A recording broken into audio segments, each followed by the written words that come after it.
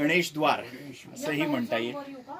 सिद्धी आणि बुद्धी अशा दोन पत्नी आहेत. आपण महाराष्ट्रात नजर चुकीने म्हणा किंवा रूढी म्हणून रिद्धी सिद्धी असं म्हणतो, पण गणेश पुराण किंवा त्या सगळ्याचा विचार केला तर सिद्धी आणि बुद्धी अशा दोन पत्नी आहेत. बर.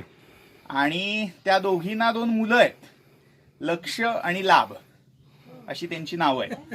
तर त्यातल्या उजवीकडे जी असते ती सिद्धी आणि उजवीकडची सिद्धी ही सिद्धी. त्यामुळे जेव्हा गणपतीची सोंड उजव्या दिशेने असते तेव्हा त्याला सिद्धिविनायक म्हणतात. ओ हो, असं आहे का? बर बर.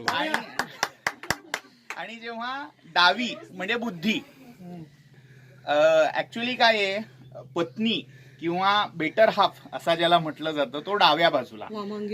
वाम या शब्दाचा अर्थ गौण किंवा कमी प्रतीचा किंवा चुकीचा असा केला जातो. वाम मार्ग असं आपण म्हणतो.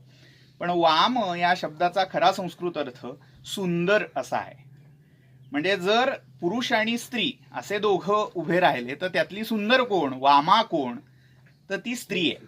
अशी म्हणून ते वामा दुकान. ओ, तर सिद्धी ही थोडी उग्र किंवा पुरुष प्रकृतीची आहे म्हणून ती उजवीकडे आहे. आणि बुद्धी ही सुंदर लालित्यपूर्ण अशी आहे त्यामुळे ती